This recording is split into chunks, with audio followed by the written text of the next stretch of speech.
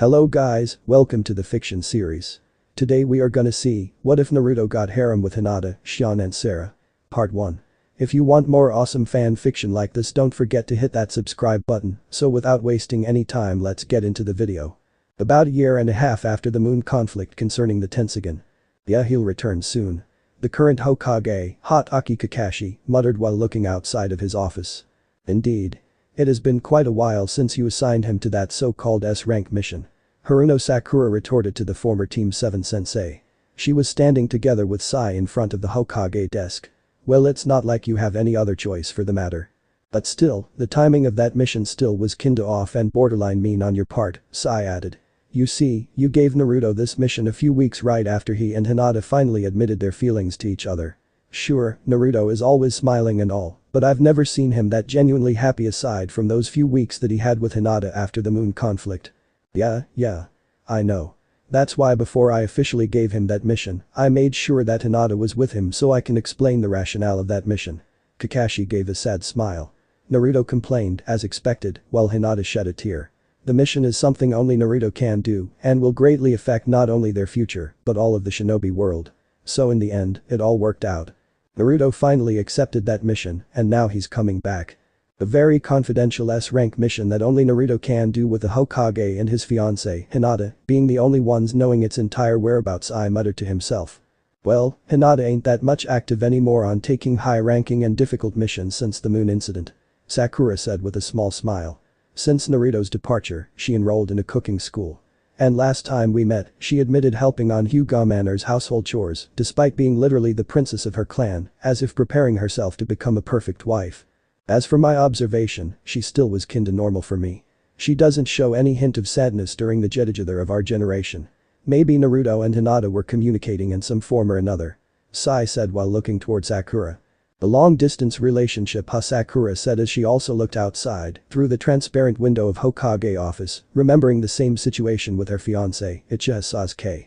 Well, Sasuke will also be returning soon. Kakashi looked towards the two with his signature eye smile.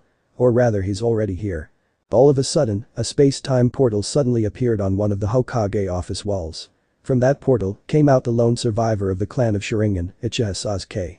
Sasuke gave a neutral look towards Sai, a small nod towards Sakura, then walked straight towards Kakashi's table. We need to talk about something very important. Sasuke immediately said. And we need the 5 Kages, so we can discuss all the intel that I have gathered thus far. Straightforward with no nonsense, as always, Kakashi replied with a neutral expression. But for someone like you to say something like that while also requiring the 5 Kages' presence, just what kind of dangerous information do you have, Sasuke? As if contemplating a bit before deciding the most precise word he can say at the moment, Sasuke said the word in a very serious tone. Otsutsuki. With just that one word, Kakashi narrowed his eyes while Sakura and Sai displayed a mix of surprised and worried expressions. Indeed, any Otsutsuki matter is definitely a 5 Kage matter. Kakashi looked down while lightly slamming both his hands towards his table. If that's the case, we will also need to include Naruto, since the two of you are currently the only ones with direct links and also have already fought against an Otsutsuki. It is already a given. Sasuke once again replied in a no-nonsense gesture. All these are very dangerous information and will cause chaos if known by the populace. So we better keep this confidential while preparing the best course of action. Sasuke said as he also looked toward Sakura and Sai. Tension immediately filled the entire room. After almost a minute of silence. So is Naruto still in that place? Sasuke asked. Yes. But he'll be returning soon. Kakashi replied. Might be tomorrow, might be in 3 days, but not more than a week. Sasuke nodded. Good to know that I'm not the only one preparing for whatever this future might hold. Once he returns, I'd also like to see how much he has grown before I relay everything that I happen to know. Alright. However, if the two of you will ever gonna do some sparring match, then do it somewhere far away. It would be bad if the two of you destroys the village accidentally just by flexing. Kakashi gave a wry smile. Sakura and Sai also gave a difficult expression due to Sasuke's previous statement. Well, for now, I am glad you returned home in one piece. Sakura walked towards Sasuke. I think I'll have you rest for now and serve you a nice warm meal. Sasuke looked towards her, then lessened his personal tension. Yeah. I guess I'll take your offer. Sasuke said with a small smile. After Sakura lightly bowed to their former sensei, she linked her left arm with Sasuke's right arm, then walked out of the Hokage office. Kakashi then instructed the remaining shinobi in his office. Tell the communication in charge about what you have heard. An emergency 5 Kage summit must commence this week. As you wish, Hokage-sama. With Sai leaving his front desk, Kakashi then sat on his desk and sighed. Sasuke has returned, and Naruto will also be here in a few more days. Kakashi thought. I can no longer prolong the implementation of that law. Or the economic side of Konoha will suffer because of those daimyos. Nighttime, just outside of Konoha's shopping district.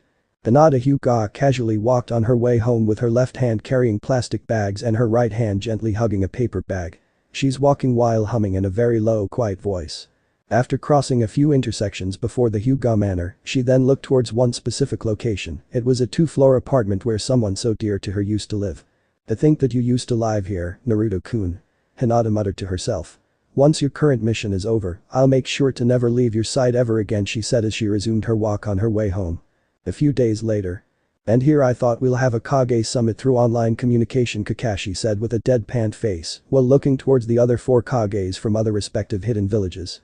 The 5 Kages and their respective escorts, together with the Konoha 11 and Uchiha Sasuke and other excited citizens of Konoha, were now standing in front of the gate of the east wing of Konohagakure. It is an Otsutsuki matter. So to prevent the information leak, it will be better to discuss everything about it face to face, closed door. Mate Rumi said to Kakashi in a low voice to ensure that the ordinary citizens behind them won't hear him. Well, but that doesn't mean you'll have to be inconvenienced like this, I mean, waiting for someone to arrive in the middle of the day together with us. Kakashi rebutted. Well, that someone happens to be the hero of the 4th Shinobi World War and also the one who defeated that Otsutsuki from the moon that threatened our planet's destruction. Inoki replied to Kakashi this time, levitating with his arms crossed and having a huge smirk on his old face. It will be a privilege to welcome him back not as a Kage, but as his friend. Gaara said with a peaceful smile on his face. I wonder if I should challenge him to a spar to see how much stronger he had already become. The Raikage said while flexing both his fingers. I don't think you'll ever be a match against him at this point. Sasuke said to the Raikage without looking, making the Raikage's eyebrow twitch in annoyance. The Raikage was about to rebut, but Kakashi positioned himself in the middle of the two. Not now, gentlemen. Kakashi said as he looked towards the gate. It's about time he's here. Everyone looked towards the gate with expecting eyes. Most of them were expecting something flashy to happen, knowing Naruto's usual hyperactive demeanor during his arrival. However, much to their surprise, they just saw a man in a hooded cloak, with tattered hemline of that said cloak touching the ground, entering their field of vision. No fancy something or anything. Just a man casually walking towards their direction, to the point that they even wonder who that hooded person is. All of a sudden, Hinata ran from the crowd towards the direction of the hooded man, while Sasuke gave a small sigh, then gave a small smirk. It's him. Sasuke said, much to the surprise of Sakura who's standing beside him. But his presence is entirely different. Sakura replied to Sasuke. HNN. Sasuke just closed his eyes, still maintaining the same confident smirk. Naruto-kun. Hinata threw herself towards the hooded person, while the hooded person immediately caught the girl, and the two hugged each other. The hug removed the hood and the tattered clothing that was concealing the person, revealing the same blonde, spiky-haired shinobi, complete with his signature whisker marks on his cheeks. I'm home, Hinata. Naruto whispered with a smile to the girl hugging him. The two tightened their embrace for a few more seconds before releasing each other. Naruto then raised his right arm, fist pumping upwards. I'm back to Bayo. His confident voice echoed, making those waiting at the gates cheered after confirming the return of their hero. The children then ran towards him, while Hinata stepped backward a bit, still teary-eyed due to their reunion. Wow. It really is Naruto, but at the same time, he feels like an entirely different person, Tenten commented. Indeed, Naruto's facial and physical appearance was still almost the same as that of when they were fighting against the exploding humans during the Kitsurigan incident that happened more than a year and a half ago, from his long-sleeved black shirt and orange-colored pants. And with the same short, neat-looking hair back then. Yeah, he looks much more mature and dependable than he used to, must be that sage cloak that he's wearing right now. Ino said while observing the blonde shinobi. Indeed, on top of his long-sleeved black shirt, he is now wearing a jounin vest, while also donning the same red sage cloak that he used to wear during his fight against Pain, albeit much longer now as its black flame-like designed hemline now nearly touching the ground and a high collar similar to the 4th Hokage's coat. Looking at him like that, no one can dispute now that this classmate of ours is indeed the son of the 4th Hokage. Shikamaru said with a huge grin on his face. After all, aside from minor facial features and hairstyle differences, Naruto's appearance right now is nearly identical to that of the fourth Hokage, Minato Namikaze. After a few more minutes of cheers and celebration, Kakashi instructed everyone to dismiss as the committee began moving in preparation of the 5 Kage summit that was scheduled to happen in the evening. I just arrived after more than a year of doing that mission, and all of a sudden, I suddenly am with you guys for the 5 Kage summit. Naruto said with a complaining tone. Beside her was Hinata in her casual clothing, her left arm linked with Naruto's right arm. The Hokage's conference room was now occupied by the 5 Kages, each of them having their most trusted shinobi standing right behind them. The Kages are sitting in a semicircle, facing Sasuke, who was currently standing in front of them together with Sakura, while Naruto was standing a meter or two behind the Kages with Hinata. That mission, you mean training mission? Sasuke rebutted with a small smirk. You don't mind if I disclose that now that you have already returned, right? An S-rank training mission that specifically only Naruto-kun can do, Hinata said with a small voice. Training, huh?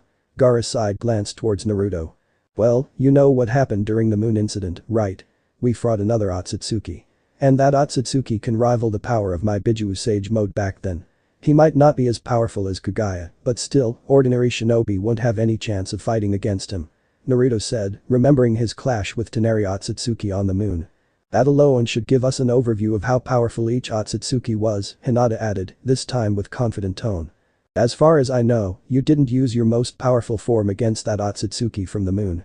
I mean, that form you used against Uchiha Madara and Kage Otsutsuki Kage replied, him referring to Naruto's 6-path sage mode. So there still is a window for you and Uchiha Sasuke if ever another powerful Otsutsuki might be. But what if the next Otsutsuki to appear will be on the same level on the likes of Kage, or even stronger? Tsuchikage Inoki replied. Remember that Naruto and the Uchiha weren't actually able to defeat the mother of all chakra. So that's what you were thinking, old man. Mizukage Mei Terumi sighed as she spoke. Well, that might be possible in the lowest chance, ain't that a bit too far-fetched? Not really. Sasuke intervened. And that's the reason itself why I have Kakashi gather you all here immediately. I don't like the feel of this. Gaara narrowed his eyes.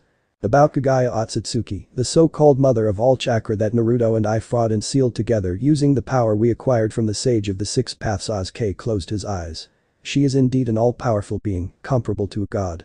However, regardless of how powerful she is, she still created thousands of white zetsus using the Shinju in preparation for something. Just imagining a being like her preparing that huge army for something gnaws me. So I have Kakashi sent me on a mission to investigate whatever traces or remnants that might point out any information, no matter how trivial it may be. And what did you find out during your mission? Kakashi said as he looked towards Sasuke seriously. Using the Rinnegan, I have verified that the white Zetsu army that were used by Obito and Madara during the war were the same white Zetsus that Kage have created eons ago. Those white Zetsus were sealed somewhere during the same time that the Sage of the 6 Paths and the Sage of the Moon sealed Kage from the past. And that seal was unlocked during the time that Madara awakened his Rinnegan, allowing Obito to access and use that army during the previous war. And what does this all mean? The Raikage clenched his fists. Just a hypothesis, but a very logical one unless further information invalidates this. Sasuke narrowed his eyes. Kage Otsutsuki, with all her powers and abilities, is very wary of something that she can foresee.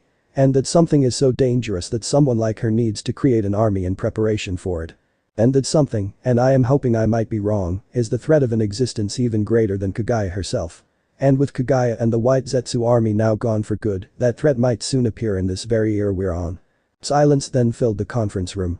A mere thought of a threat greater than the goddess of chakra alone was too much to handle, even for Kages like them. You mean, there's actually something more powerful than Kage was out there, somewhere? Sakura exclaimed. It's definitely a possibility, and it actually won't be that surprising if it is not just a single being, but multiple beings, each with around the same level of power as her. Sasuke replied monotonously. So what now? How do we tell the populace about such a threat? The entire world was just in the middle of recuperating from the effects of all the previous wars that this world has been through. Mei Terumi asked in a downcasted expression.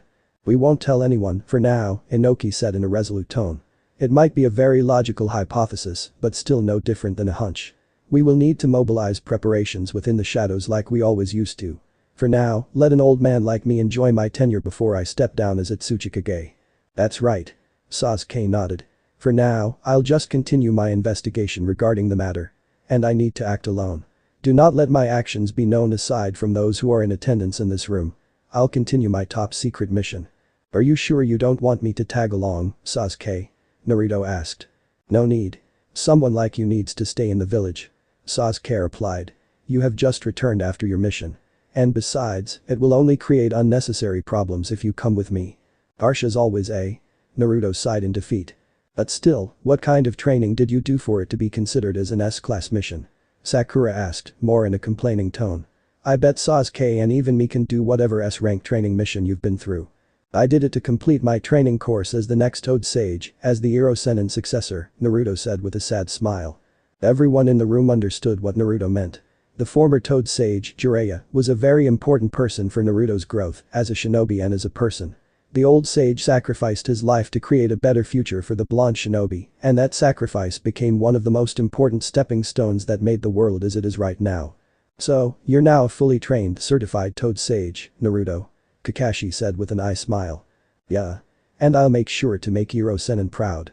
Naruto replied with his usual confident grin. However, I still have one question. I know that we have already talked about this since the previous Kage summit. But you can't blame me for being redundant. Raikage asked with a serious expression. Is it really alright for all the 9 Bijuas to be sealed into one person? Ain't that will give too much power to that single person, let alone the village he's affiliated with? Everyone in the conference room, except Sasuke and Sakura, looked towards Kakashi, then at Naruto. Kakashi looked towards the Raikage with unwavering eyes, while Naruto simply scratched the back of his head with a goofy expression. Indeed, after the Fourth Shinobi World War, both the Yin and the Yang Kurama decided to stay and be sealed within Naruto, as the Nine-Tails have grown too accustomed to the only Jinchuriki whom he actually had a mutual connection with. However, due to them being separated for too long, both QBS have regenerated their lost halves and such, technically became separate entities, with each of their respective chakra prowess, comparable to that of their chakra level, before being split in half by the 4th Hokage's Shiki Fujin. This made Naruto the Jinchuriki of the two QBS.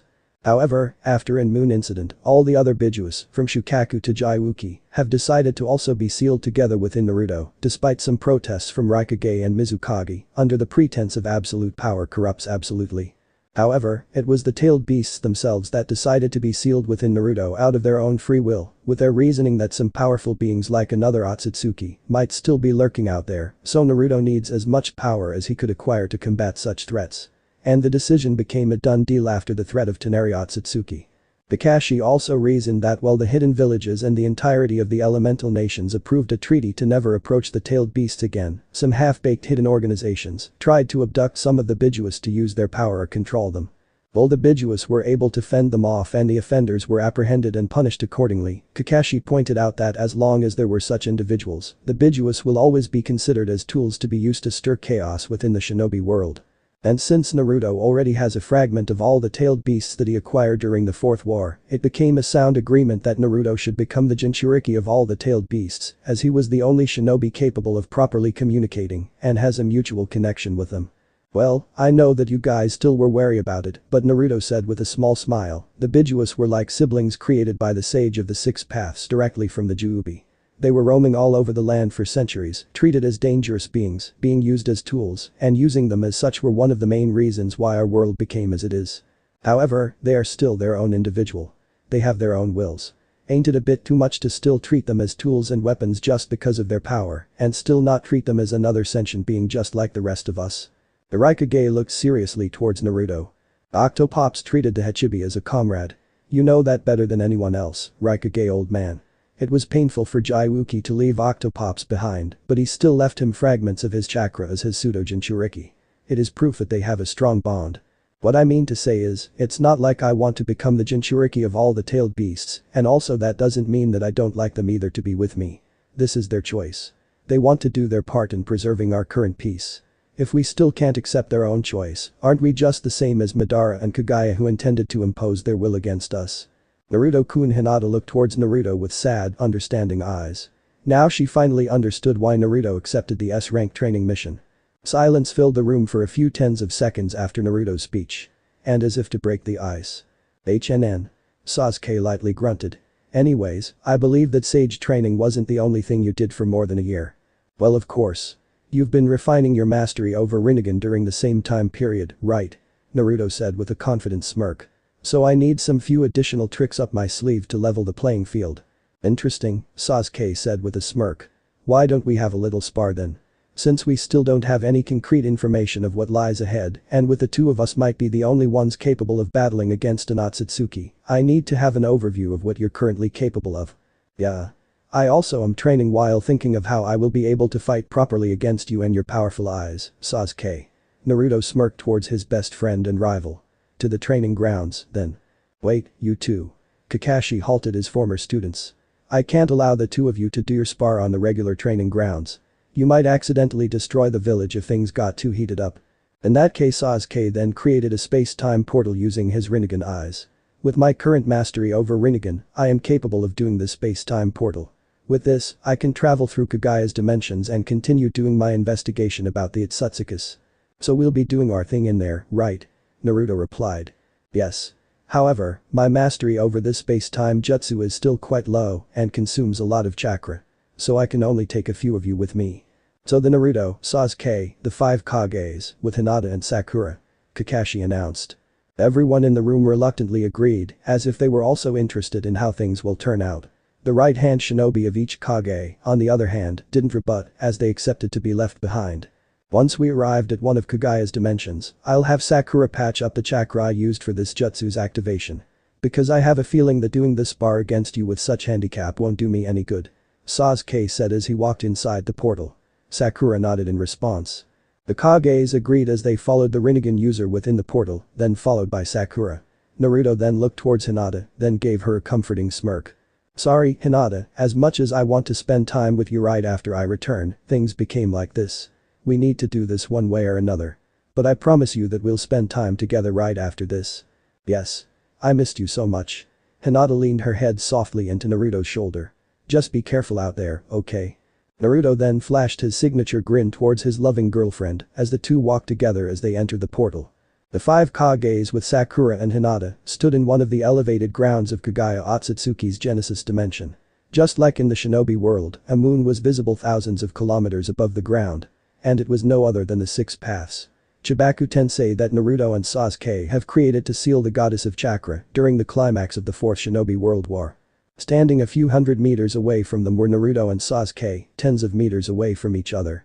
The two looked towards each other, both with a confident grin and slight seriousness in their gestures. I won during our first battle. I admitted my loss on the second battle. Both happened at the Valley of the End. Sasuke said in monotone. Both of us have a lot on our shoulders back then, Naruto replied. But this time, we'll be fighting as fellow shinobi of Konoha, as equals.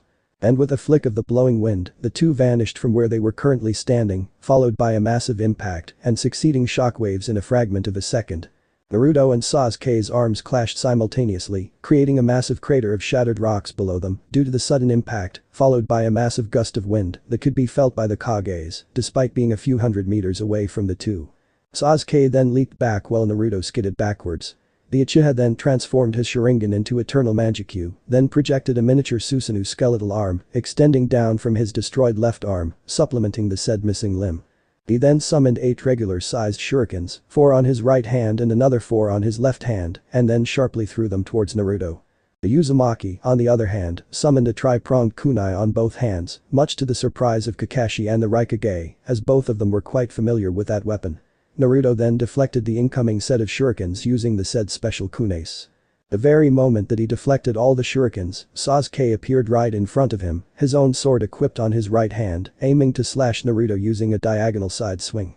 Naruto deflected the sword slash with his tri-pronged kunai on his left hand, then aimed to slash Sasuke with the other kunai on his right hand. The Uchiha dodged narrowly, with Naruto cutting a part of the Uchiha's cape. However, Sasuke's still active, Susanoo's left arm aimed to punch the blonde shinobi, but Naruto tilted his head to also narrowly dodge the blow. The two continued to clash, defending and attacking in hair's breadth through skillful use of taijutsu and bukijutsu for a few more seconds, with unbelievable speed and accuracy. Some of their deflected attacks even created shockwaves and wind slashes that could reach a few tens to hundreds of meters. How is this even possible? Sakura muttered in surprise.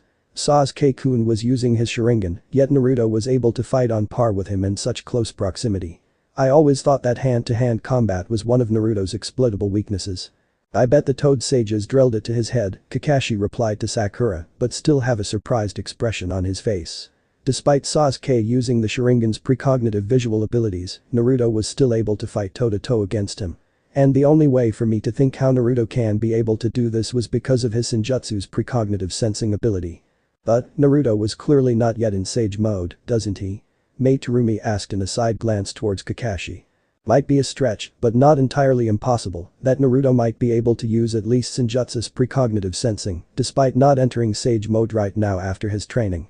And besides, even before his S-rank training mission, Naruto had already vastly improved his hand-to-hand combat skills. According to the reports, he was able to easily fend off hundreds of Toneri Otsutsuki's puppets that invaded Konoha while attempting to save Hinata with mere taijutsu. For an overview of how impressive that feat was, Hiashi Hyuga, the Hyuga clan leader who specialized in taijutsu, barely survived the battle against 10 of those same kinds of puppets beforehand. Kakashi answered without taking his eyes off the battle. But I think that's not just all, right, Kage?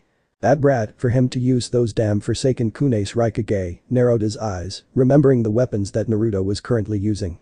It would also not be a stretch if he can now also use the 4th Hokage's specialty jutsu. You mean that jutsu? Tsuchikage Inoki muttered with a surprised expression, as he suddenly remembered that those were the same weapons that Minato Namikaze used to single-handedly wipe out an army of 1,000 troops from his village that earned him a flee-on-sight command from the opposing army during the Third Shinobi World War.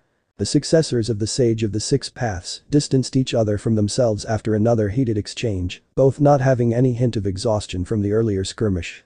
Naruto then performed his own signature jutsu, creating 2 copies of Kage Bunshin on both sides. As if I'd let you. Sasuke then needed chakra within him, then fired a massive fire-based jutsu as he landed back on the ground. Kaiten. Gakamikyaku. That was Madara's. Gaara said in surprise. The massive fire jutsu enveloped the land, its potency shaking the battlefield. Indeed, it was one of Madara Uchiha's signature fire jutsu, but Sasuke's version was now more potent and powerful than the said legendary Uchiha. Naruto-kun, Hinata muttered in a worried tone to her fiancé. As the massive fire jutsu scorched the battlefield, an eerie, whirling sound echoed beneath the flaming land. And in an instant, a Rasen Shuriken pierced the Kaiten jutsu, dividing the massive flames in half, dashing at massive speeds towards Sasuke. The Uchiha then extended his right arm, attempting to use the chakra absorption ability of the Rinnegan against the incoming Rasen Shuriken. Despite the incoming jutsu being an S-rank technique, with Naruto's current skills and level, Sasuke assumed that this jutsu was just a mere distraction against him in preparation for additional succeeding attacks, so he already anticipated to counterattack even with the smallest opening. However, at the last moment, before the jutsu came in contact and be absorbed by the Rinnegan user, it popped, revealing one of the tri-pronged kunai that he used on their earlier clash. And the timing of dispelling the transformation caught Sasuke literally off guard. Right now, with a moment's hesitation even for a fraction of a second, the tri-pronged kunai will land and inflict some serious physical damage on his right arm. So he used his own signature space-time jutsu, the Amenetejikara, to swap places with incoming kunai. The said tri-pronged kunai was now behind Sasuke, continuing its streak forward, distancing itself away from the Uchiha. And as Sasuke anticipated, 2 more Rasen Shurikens appeared in a semicircular arcing direction, each incoming from both his sides. The 2 incoming Rasen Shurikens pierced the divided remnants of Sasuke's earlier fire jutsu, creating a majestic scene for the spectators. But for Sasuke, this is not the time to join the others' amazement. The Rinnegan user immediately extended both his right arm and his Susanoo limb left arm, and then performed another Rinnegan-specific jutsu. Shinra Tensei. The repelling impact of the jutsu dispelled the incoming Rasen Shurikens at the last second from both his sides, while also creating a crater beneath him in the process. He could have just maneuvered himself to dodge or deflect the Rasen Shurikens, but due to the earlier surprise transformation attack from his rival, he cannot take chances and get caught off guard once again. So repelling all the incoming attacks and recompassing himself even for a few seconds will be enough for him to regain his footing and perform a counter-offensive. But just as the Shinra Tensei's repulsive force subsided, Sasuke's precognitive visuals saw another incoming tri-pronged kunai aimed. But this time, Sasuke used his sword and aimed to repel the incoming kunai using the said weapon. However, much to Sasuke's surprise, before he could deflect the incoming kunai, Naruto appeared a few meters behind him, grabbing the first tri-pronged kunai that he targeted through Amenetejikara a few seconds earlier. I knew it, this jutsu, the 4ths. Sasuke muttered as he gave a side glance to Naruto that used Hiraishin on the earlier kunai. The said Naruto then pivoted himself mid-air, then threw the same Hiraishin kunai back towards Sasuke at massive speeds. So this was his aim, to take advantage of Shinra Tensei and Amenetejikara's cooldown window and attack me with one decisive strike. Sasuke then resolved to continue blocking the second incoming kunai in front of him using his sword, and right after, intended to immediately maneuver himself to deflect the other kunai that was thrown by Naruto behind him. As his sword was about to deflect its intended target, another Naruto flashed towards his sword's targeted kunai, then used the same kunai to block the sword that was swung to deflect it, once again surprising Sasuke. With his sword swing being stalled by a Kage Bunshin, the kunai thrown by the other Naruto from behind can now hit him, with Sasuke not being able to defend himself. That's why. To think that you would drive me to corner like this, you have grown, Naruto. However, Sasuke immediately cast and clad himself with the skeletal ribsage of Susanoo, just in time to protect himself from the kunai aimed at him from behind, then proceeded to cut down the Kage Bunshin in front of him, using one of his Susanoo swords. Upon seeing the opposing Susanoo, the original Naruto who was behind Sasuke immediately leaped away, creating considerable distance from the massive chakra construct. The Uchiha then began aiming and firing multiple chakra arrows from the projected bow by his half-body Susanoo. The blonde shinobi began dodging Susanoo's long-distance attacks, while Sasuke began firing more and more arrows. This time, the cooldown of his Shinra Tensei and Amenetejikara has been reset, with Sasuke resolving to only use the said jutsus once he felt like he was in a much dire situation than before. He immediately understood that due to Naruto having fought plenty of Rinnegan users, he already knew its weaknesses, and that he was now capable of devising numerous unpredictable attack patterns against those who wield such powerful eyes. Naruto then leaped high, about a few good hundreds of meters above the ground. Naruto then sharply threw the single Hiraishin kunai from his hand towards the morphing Susanoo. However, Sasuke aimed to deflect the Hiraishin kunai and hit Naruto at the same time with his Susanoo's arrow. If you will not access your transformations, then I will no longer intend to prolong this battle, Sasuke said as he fired the Susanoo's arrow, its trajectory aimed directly towards Naruto and his speeding kunai. Naruto simply smirked. And with a completed hand seal. Haju kunai Kage Bunshin no Jutsu.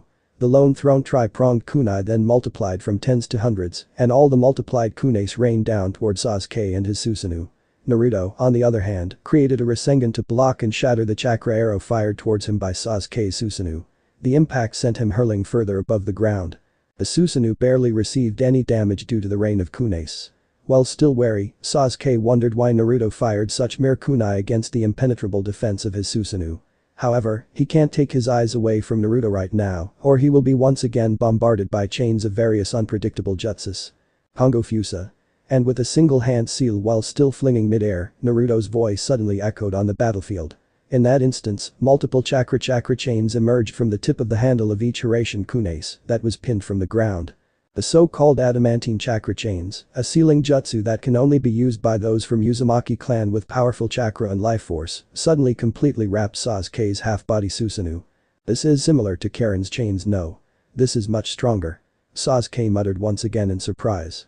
The chakra chains began tightening one after another, and each layer of wrap chains started to inflict damage on the struggling Susanoo, forming cracks on each part of its body. Sasuke gritted his teeth as he began channeling additional chakra to his Susanoo to prevent it from totally breaking apart and inflicting huge damage to him. On the other hand, on the apex of the impact between Naruto's Rasengan and Sasuke's chakra arrow, Naruto began descending, with another massive jutsu in tow.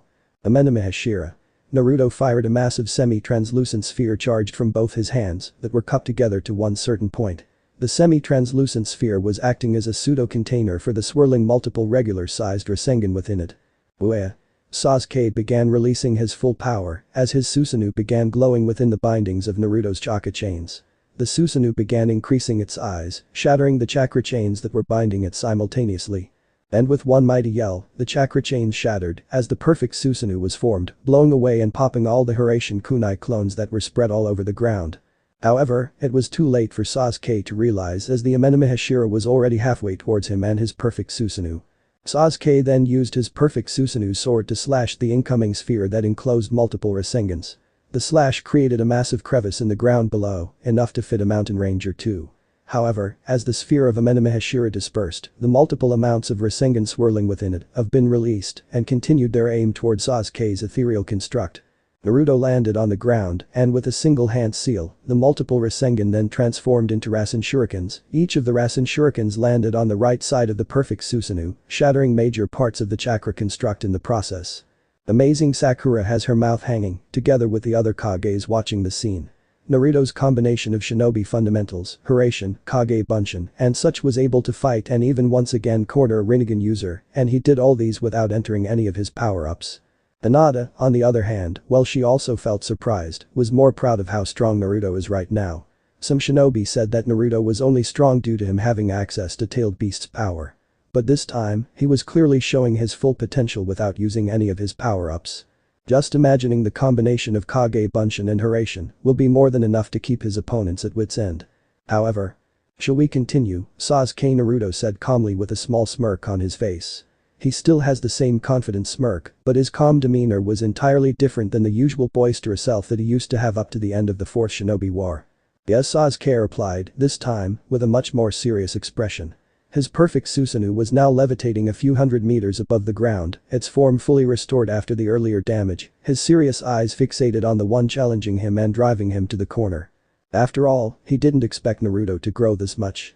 Sure, he was also training to fully master the abilities that he acquired from the Sage of the Six Paths and his Rinnegan, and was quite sure that his mastery over these powers can now even rival that of Uchiha Madara. But the level of Naruto's growth greatly surprised him to the point that he is quite envious of him. Uchiha shook his head. He was already able to finally let go of this darkness within his heart during the last time he fought with Naruto. Despite the crimes he committed, the Shinobi Nation still accepted him. That's why he will never betray that trust again. If Naruto had grown this much, the more reason for him to also try harder and continue surpassing his closest friend. On the other hand, Naruto clapped both his hands in front of his chest, his eyes now closed. The supposed-to-be prosthetic arm created from Hashirama's cells now became a natural part of his body, as if it was now his own flesh and blood. Naruto knew by himself that this was likely because both he and the first Hokage were transmigrants of one of the Sage of the Six Path sons, Ashura Otsutsuki. So the first Hokage's and his very own flesh, chakra, and life force melded properly after continuously training with the toads during the past year. And as he opened his eyes, he released a torrent of massive chakra that greatly surprised everyone watching the fight, including Sasuke. This chakra, Sasuke muttered as he felt a shiver down his spine. Sure though, the chakra he was feeling right now wasn't on the level as that of Kage Otsutsuki, but his body remembered the fear he felt when he first felt such a potent powerful chakra. Is similar to the first Hokage. No, this chakra levels now surpassed that of the first seconds. The chakra that Naruto emitted shook the ground and caused the atmosphere around them to tremble. Then, the chakra enveloped him into a dense thick cloak akin to Bijuu chakra mode, albeit a version way different than his past power-ups. Naruto was now clad in a bluish-white chakra shroud, the shroud itself radiating flickering flame-like chakra, reminiscent of Toneri Otsutsuki's Tenseigan chakra mode. And the most surprising part is that the form also has 10 truth-seeking balls levitating in a circular pattern behind him. What is that form? Sasuke asked with narrowed eyes. His voice was low enough for the Kages not to hear them despite him being on his perfect Susanoo. Ashura chakra mode, Naruto muttered calmly in more or less the same volume of voice as Sasuke's. A chakra mode that can be used by those who were able to mutate their Byakugan to Tenseigan. The form itself was used by the Six Paths Old Man's brother, Homura Otsutsuki, so that both of them can fight together against the 10 Tails from the past. But you don't have the Tenseigan, let alone the Byakugan. Sasuke retorted. How come you can access such transformation? Well, this wasn't the Tenseigan chakra mode to begin with. But it is from the same concept. When Homura departed from Earth to Moon to guard Kagaya's sealed body, he left a scroll to the Six Paths Old Man. That scroll contained the secrets of accessing this specific jutsu. Homura said that the said scroll must be given to the person whom Hagoromo will choose as the successor of Ninshu. Naruto continued. And that was Ashura Otsutsuki, as we knew it. And the Sage of the Six Paths gave that scroll to Ashura to give him a better chance while fighting against Indra, the son who inherited his powerful chakra and eyes. And that same scroll was stored for eons on Mount Myakobu, waiting for someone capable of unlocking it like Ashura. Sasuke summarized. But that still doesn't answer my question. Well, the Tenseigan chakra mode indeed was only accessible to Tenseigan users. But according to Homura's scroll, it was a misconception. Naruto then continued with a smirk. The Tenseigan merely acts as a cheat to bypass the requirements to unlock that power. After all, the main requirement was for a shinobi to have multiple chakra origins that were compatible with each other and meld them together. However, it can only be melded through certain conditions. In Ashura's case, it was his own chakra and the Sage of the Six Paths chakra being compatible and melding together, creating a more powerful chakra that allowed Ashura to access the chakra mode, despite not having Tenseigan. After all, he is not even a Hyuga to begin with. That's why it was named Ashura Chakra mode. That's also why Ashura was able to enter chakra modes and even use Biju mode like chakra avatars, capable of fighting against Indra's perfect Susanoo, despite him not being a Jinchuriki on his own.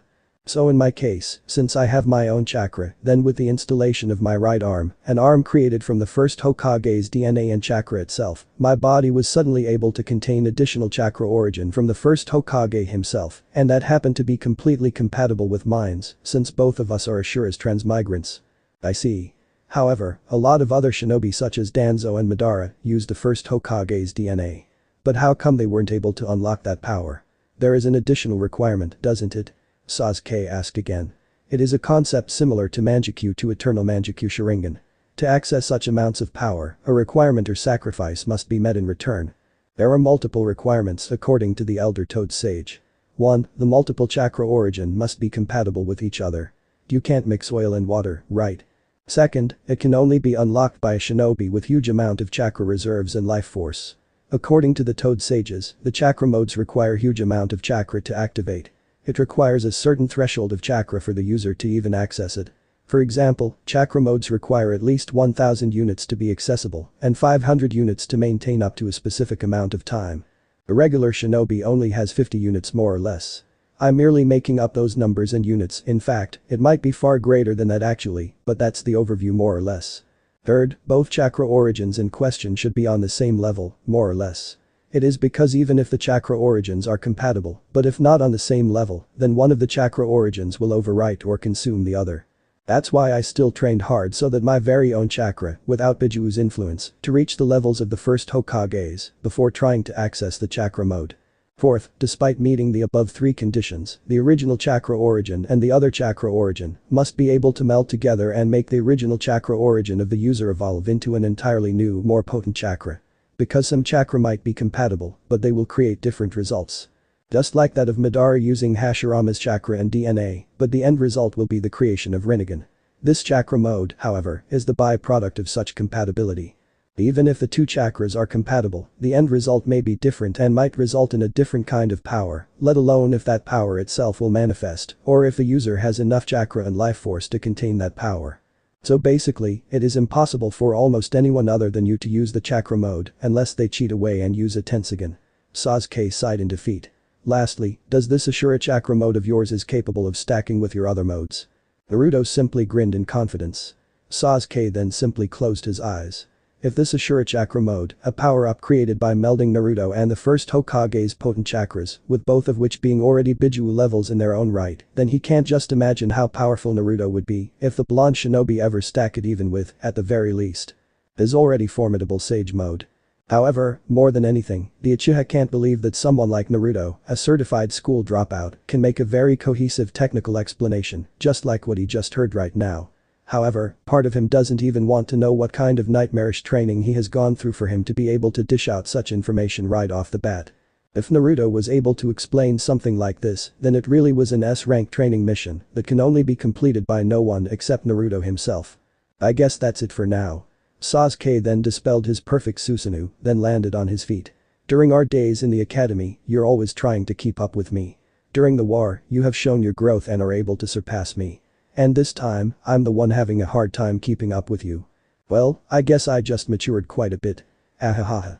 Naruto said, scratching the back of his head as he dispelled his Ashura chakra mode. The two of them then began walking towards each other. I actually still have plenty of other tricks on my sleeve. But that's enough for now. I don't want to reveal all my new abilities since the others are also watching. We might be at peace right now, but this era still is a blank period. The current peace that we have was still very fragile, and one wrong move could incite conflict once again. And with the other Otsutsukas possibly lurking somewhere, it would be best to keep getting stronger and prepare for whatever future might hold. Sasuke muttered while walking towards Naruto as well. Yeah. We will keep getting stronger so we can protect those who are dear to us. We already have lost a lot. I don't want to keep losing anyone anymore. Naruto said while looking towards the moon of the Genesis dimension. The two of them now standing just a few meters away from each other. The five Kages, Sakura and Hinata, then also approached the two powerful shinobi. Hinata immediately ran towards Naruto's right side and lightly hugged him, while Sakura also approached Sasuke with a smile, with the Uchiha returning the gesture with a small one. That ending was rather, well, anticlimactic, Kakashi said with a wry smile. This is for the better. We don't want the two of them to get hurt just because of a mere spar. Gaara followed a response. But still, with the two of you with such powers being official shinobi of the Hidden Leaf, there is definitely an imbalance of power between the nations right now, Kage said with bitterness in his words. And that itself was the reason why the daimyos were taking action right now. Terumi ushered in, earning the attention of the four younger shinobi that was together with them. The daimyos of the elemental nations are taking action. What do you mean? Sakura asked on behalf of Naruto, Hinata, and Sasuke, with the former two having confused expressions, while Sasuke narrowed his eyes. Hokage. How come the shinobi of your village still wasn't familiar with the latest law that was announced for implementation by the daimyos during our last closed-door meeting with them? Inoki lightly yelled towards Kakashi. Well, Naruto and Sasuke still weren't in the village yet by then. Kakashi replied, his expression now serious. If I will announce such absurd law, then it would be best to announce it to clan heads of the village, with both these two in attendance. After all, these two will definitely be the most affected shinobi once that law was fully implemented. And what is that law, Kakashi? Sasuke said with a glare. Naruto also found himself looking towards Kakashi with a much serious expression. 2 days from now, Kakashi replied. I already have the Hokage office staff to contact all the clan heads and their prospective successors for a meeting on that schedule. And I will announce this new law by then. Why do I have this feeling that this is indeed a very troublesome situation? Naruto said as he crossed his arm in front of his chest. It is, in all sense, very troublesome. Kakashi retorted. But before anything else, I tried my best to reason out why that law shouldn't be implemented, or at the very least, be revised in favor of the shinobi who will not be in favor with it. But it seemed like the daimyos have some other plans. Naruto and Sasuke then looked towards each other. This definitely has something to do with us. Their thoughts are conveyed to each other with just eye contact. Very well. Then you're on your own now, Hokage. Kage then said seriously. The backlash from the 4 other hidden village due to the implementation of that law was not that good. But it has to be done. We might have achieved peace right now, but the daimyos are aiming for another kind of war. So prepare yourselves. It would be better to return to our home dimension so that we can depart from Konoha right after. Our villages are still dealing with that law. And we don't want to get caught up into possible trouble once Konoha announces and starts implementing that law in the next few days. Inoki said as he began levitating. Sasuke then cast his Rinnegan space-time portal. The Mizukage, Tsuchikage, and Raikage entered immediately. Gaara then approached Naruto and placed a hand on his right shoulder.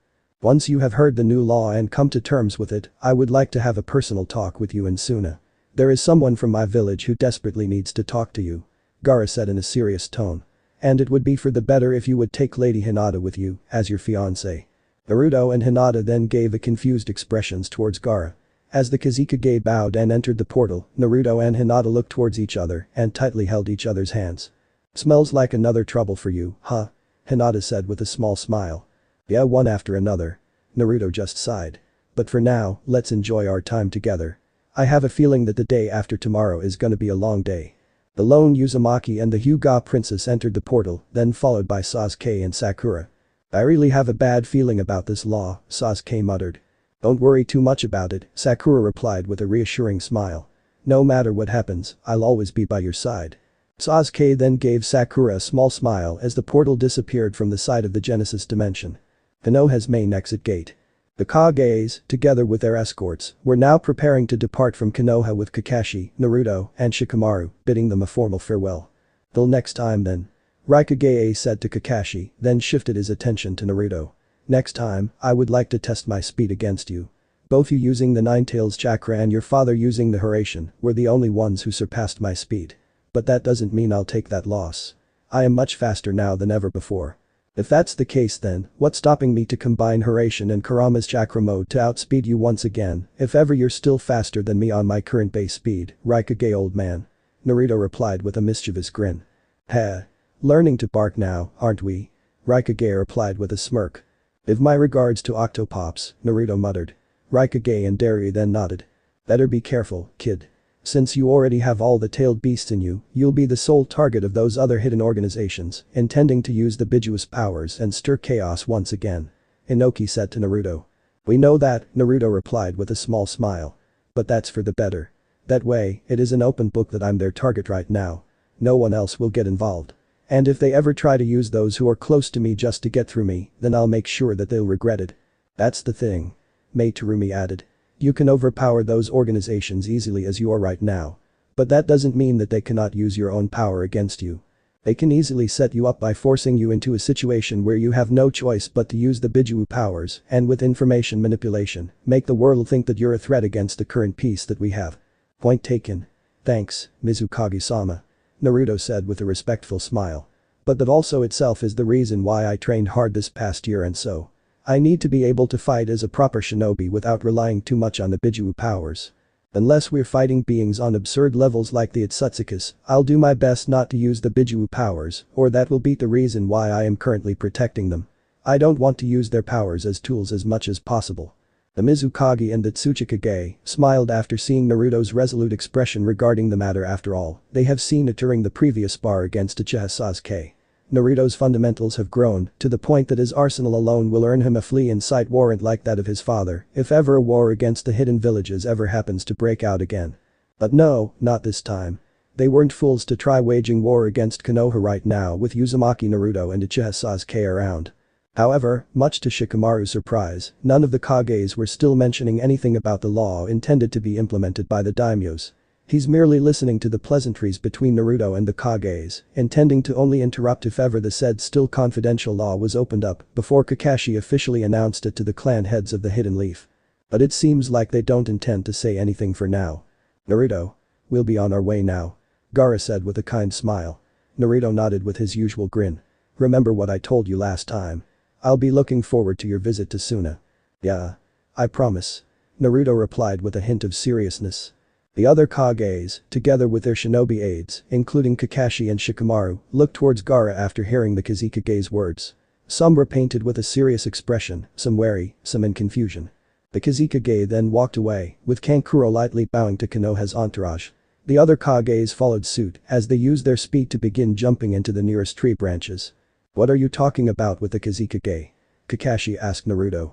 Does the two of you have an agreement without consulting us first? Shikamaru also asked. None. Gaara simply said that he wanted me to visit Suna, together with Hinata. Naruto grinned. I believe it is just a friend visiting a friend. If it is some political issue or sort, I bet he'd rather talk to you two than me.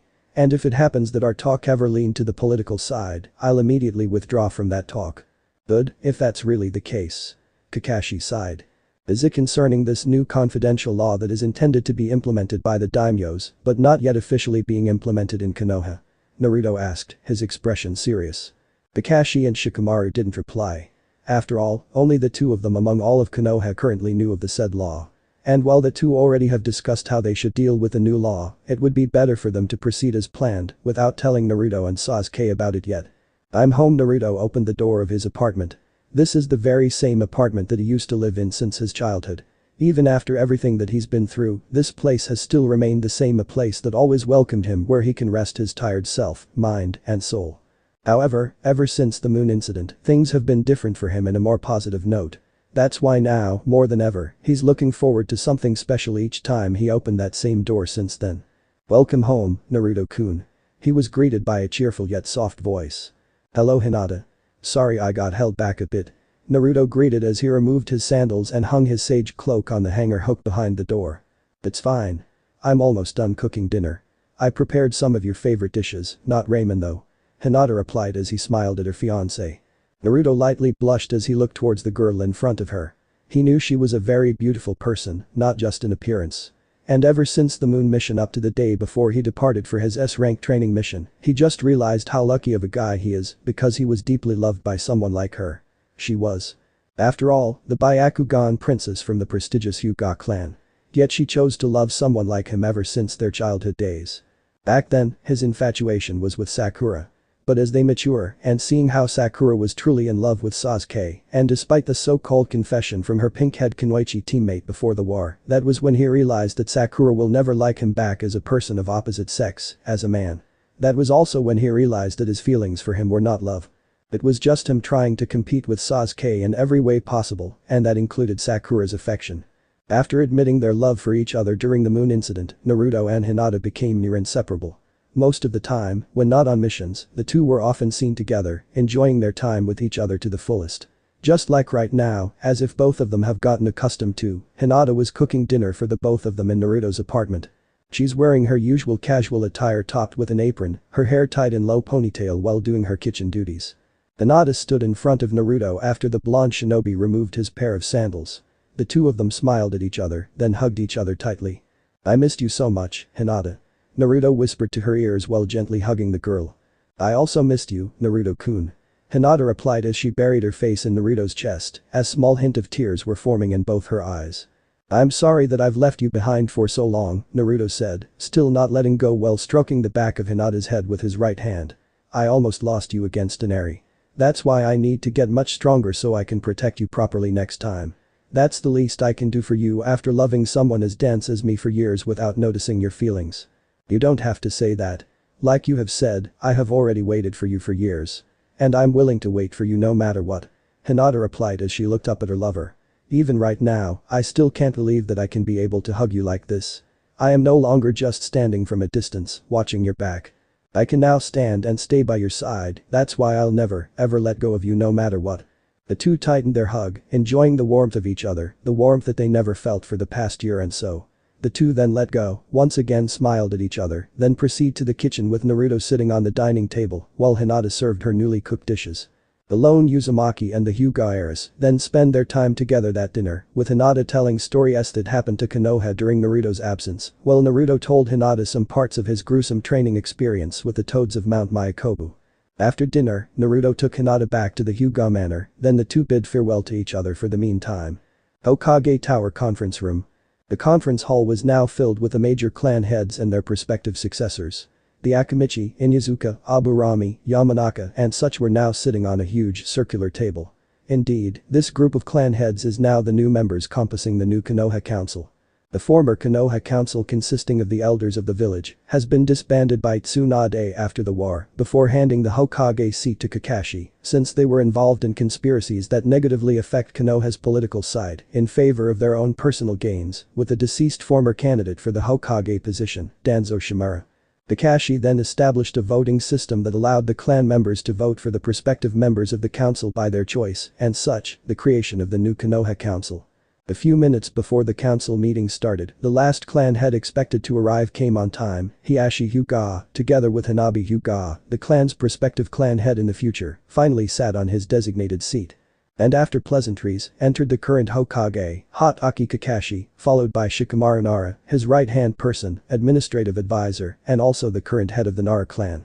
Following them were Uchiha Sasuke and Uzumaki Naruto. Most clan heads greeted Naruto casually, while Hiashi Hyuga simply gave him a small smile and a nod. Not much to be said, as Hiashi already approved the relationship of her elder daughter with a hero of the shinobi world. Sasuke was also greeted, but not as lively as their greetings with Naruto, since most of them were still somewhat wary of the Uchiha because of the things he had done before the Fourth War. On the other hand, Naruto Nai. Hanabi lightly tackled Naruto from behind and linked her left arm to Naruto's right arm. "How was it when Isama's cooking? She improved a lot, doesn't she?" "Yeah. She's a great cook now. I believe you also have a part of why she got this good at cooking, right?" Naruto replied, but slightly nervous. Well, he can't even remember when did Hanabi became this close to him. But he can't complain back. She's Hinata's little sister. So he was also treating her also like a sister he never had. That was back then before he left for his S-rank training. But now, Hanabi was more or less 16 years old. She had quite a growth spurt as she grew from a 14-year-old adolescent girl that they saved during the moon mission to a very beautiful girl with physical characteristics similar to Hinata during the Fourth War. In fact, what was making him nervous right now was that he can now feel the Hyuga heiress's bosom sandwiching his right arm. Not as big as of Hinata's back then, but still proportionate to her height and age. Crap. Did I just remember the size of Hinata's brie? Naruto shook his head comically in realization. More importantly, he looked nervously towards Hiashi, knowing that his lover's father would get angry at this gesture of Hanabi, but Hiashi simply ignored it as he was casually talking with Kakashi, taking the opportunity before the council meeting commenced. After a few more minutes, Kakashi then officially announced the start of the council meeting. After a few discussions regarding the internal affairs of Konoha between the clan heads, Shikamaru then began talking seriously. "Everyone. The main reason why we conduct this council meeting was because the daimyos of the 5 great nations have declared a new law for implementation. The other hidden villages already have begun implementing it. However, Konoha opted to delay it to prepare possible workarounds so as it may greatly affect our political system as a whole. Shikamaru said in a neutral tone befitting a Hokage advisor. Sasuke, Naruto, and all the clan heads in attendance focused their attention on Shikamaru, who was currently standing right behind Kakashi's seat. Before we declare the law, let us give a brief background for the overview of why the daimyos decided to create such law. Kakashi then spoke. Even during the warring periods, the time before the concept of hidden village was established, and death can easily be considered as natural as breathing, the population of this world was so small and very unstable due to constant battles between shinobi clans. In fact, due to battles between clans, a shinobi reaching 30 years of age was already considered that of an old person. And since the establishment of the hidden villages, creating powerful alliances between clans that decided to live within those hidden villages, while the battles have been lessened, the succeeding battles have now involved more shinobi, due to the missions being implemented by their respective Kages. Thus, resulting in more deaths. As we all know, the First to Third Shinobi World Wars happened after the creation of the hidden villages. And due to such large-scale wars, other minor and smaller villages became involved, creating much greater strife than during the warring periods that created further chaos, leading to the creation of organizations such as the Akatsuki and such, which leads to the Fourth Great Shinobi World War. And due to this, the economic status of the shinobi world was on a great decline. Shikamaru continued from where Kakashi left off. The continued battles, wars, and deaths greatly affected the decrease of population of the world. In fact, the population of the world right now is much lesser than during the warring period, with the worst male to female difference in history, in 1:5 ratio, respectively, due to the ones that were involved, and those who died during the previous war were mostly male shinobi. And due to the population itself being the main pillar of the economic growth, and to save the shinobi nations from great decline, the law to assist and stabilize the world's population has been created unanimously by the 5 great nations for implementation. 5 Great Shinobi Nation Feudal Act. In order to solve the massive decline in the population of the 5 great nations, all the shinobi under the hidden villages must marry at least 2, but not more than 8 women. The daimyos will also have the authority to arrange marriages for outstanding or acknowledged shinobi, as to reward them for their respective acts and further stabilize the political state of the nation. The announcement earned various reactions from the clan heads. A lot of things immediately run through their minds, but most of them look toward Naruto and Sasuke. Sasuke simply closed his eyes due to the attention, while Naruto narrowed his eyes. So that's it, huh? Naruto gripped his knuckles. So the daimyo's intent was to really arrange prominent shinobi to political marriages from someone from other villages or other nations. If I'm going to read between the lines, I can easily summarize these, Sasuke muttered as he opened his eyes. First. They intend to distribute the powers of the powerful clans to other nations and villages. Second. They intend to use arranged marriages as part of the negotiation treaty between nations and villages, similar to how it used to be with the Bijuas back then, during the first Hokage's time. Third. They intend to take control of those they deemed as notable shinobi through those arranged marriages. I can't accept that. Naruto looked towards Kakashi and Shikamaru, his mind thinking of Hinata. She loved him since their childhood despite being a good-for-nothing prankster. She didn't give up on him and continued to believe in him. She supported him in silence. And now that he already knew how much Hinata loved him, he can't just let some random girl to suddenly appear between them so that Konoha can comply with this stupid new law. But as of now, we don't have a choice, Naruto. Kakashi replied. All the hidden villages are merely military institutions being run by the daimyos who have sovereignty over their respective domains. The village's economy and budget greatly depend on them. If we will not comply with their law, it will be possible that they will cut down or even stop the provisions that they were providing for the village. And here I thought that I heard you guys before that you delayed the implementation of this law to think of some workarounds against this law. Naruto rebutted. Calm down, Naruto. Shikamaru sighed. He never thought that Naruto will be the one that has to deal with this kind of discussion. Yes, Konoha will comply, but that doesn't mean we will not use the loophole of that law on our own advantage. Loophole? Inuzuka Kiba, Naruto's classmate and the prospective future clan leader of the Inuzuka clan, asked in curiosity. Everyone, except Kakashi who had his arms crossed and eyes closed, focused their attention on Shikamaru. The daimyo's law pointed out that they have the authority to arrange marriages for outstanding or acknowledged shinobi. But in the first clause, the law mentioned that all the shinobi under the hidden villages must marry at least 2, but not more than 8 women. In other words, the term not more than 8 women is the absolute limit to the number of women a male shinobi can marry. That means the daimyos cannot arrange a marriage to a shinobi who already have 8 wives. So if a shinobi don't want to have unknown other women from other villages and nation to be married to him, all that the shinobi have to do is to find and marry 8 wives whom they can, at the very least, trust. That way, the daimyos can't use marriage as a form of a hidden treaty between other political entities and also avoid being controlled by the same daimyos to have you do their bidding for them in the pretense of protecting your family. The clan heads gave the same reaction as before when the law was declared earlier. Well, what Shikamaru have just said was indeed a better alternative. It still won't change the fact that they will have no choice but to have more than one partner with whom they will have to spend their life with. Well, this may remedy the dwindling population. What if the wives they chose don't want to share them with the other women? I still don't like it. Naruto once again spoke. If I need to go and talk to the daimyos right now to revoke this stupid law, then I'll go there right here and now. And what? Use force trying to change their minds? Shikamaru rebutted. You know I'm not that kind of person, Shikamaru. Naruto replied. But I'll have to if I have no choice. Then what? Kakashi replied this time. Naruto, you are the hero of the shinobi world. Your dream is to become the Hokage, right? Then your dream is already right in front of you. And who do you think were the ones who have the authority to appoint the next Hokage? It was the daimyos themselves. Naruto narrowed his eyes in realization. He felt like he was being cornered for some reason. Naruto. Hiashi Hyuga, this time, interrupted. Hearing you react like this against this law made me really glad. This simply shows how much you value your relationship with Hinata. Now I know more than ever that you will never, ever hurt my daughter's feelings. But remember, you are a shinobi. You are plenty powerful as you are right now. If you ever do what you intend to do right now and went directly to the daimyos regarding this law, regardless of how you approach them, it can easily be assumed that you are openly disobeying them. And despite being the hero of the shinobi world, they can easily declare you as a criminal for attempting to do something against them. Then what should I do? The blonde lowered his head, gritting his teeth. What's so wrong with having multiple wives? Sasuke spoke casually, surprising everyone.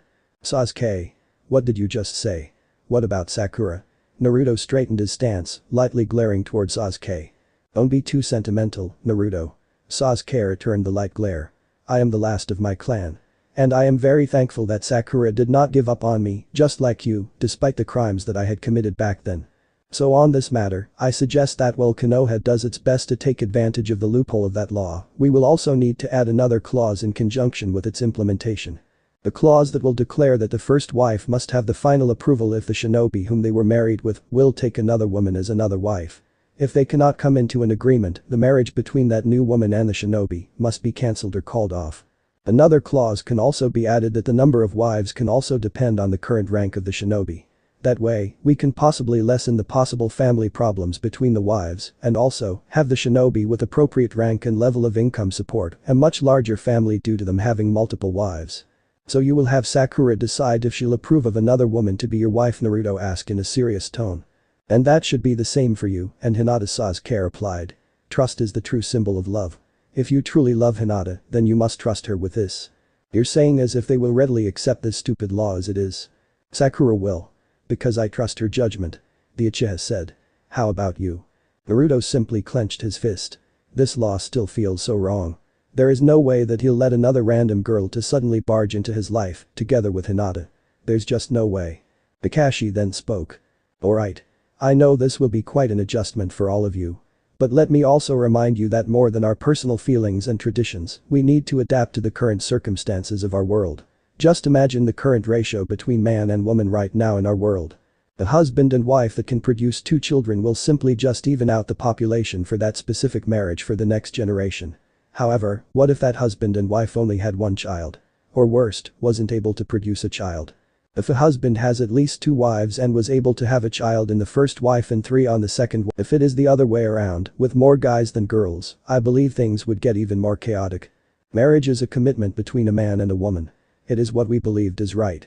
Of course, I also believed that it was and will always be right based on the morals we've built upon. However, the current situation of our world requires us to change what we believed is right. And this is in order to ensure that we'll have a proper next generation that we can leave behind. That's why we have no choice but to accept the law.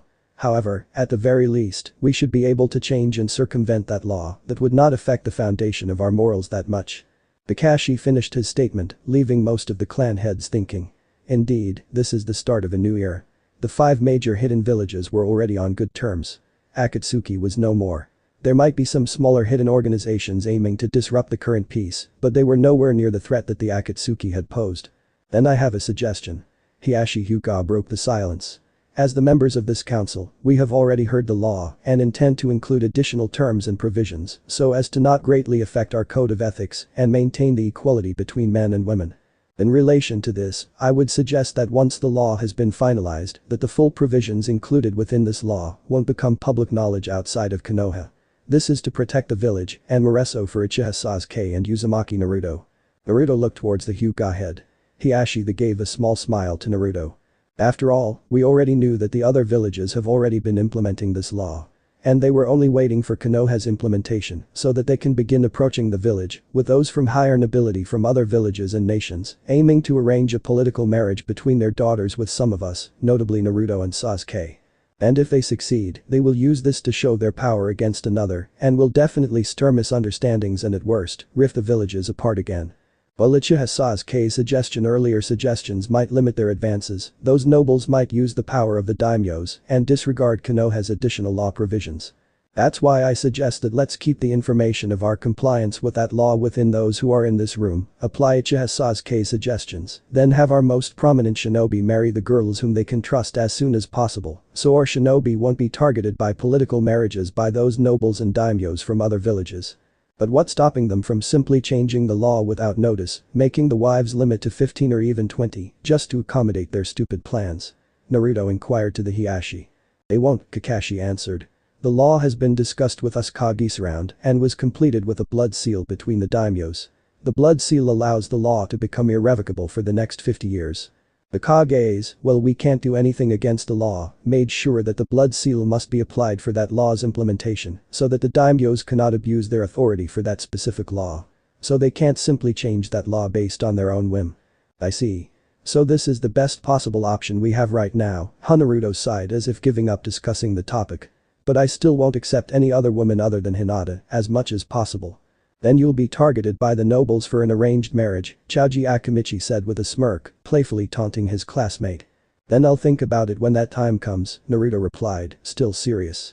Sorry, but I'll leave for now. I'll have to think about this before discussing it with Hinata. The blonde sage then lightly bowed to the members of the council, then made his way to the exit.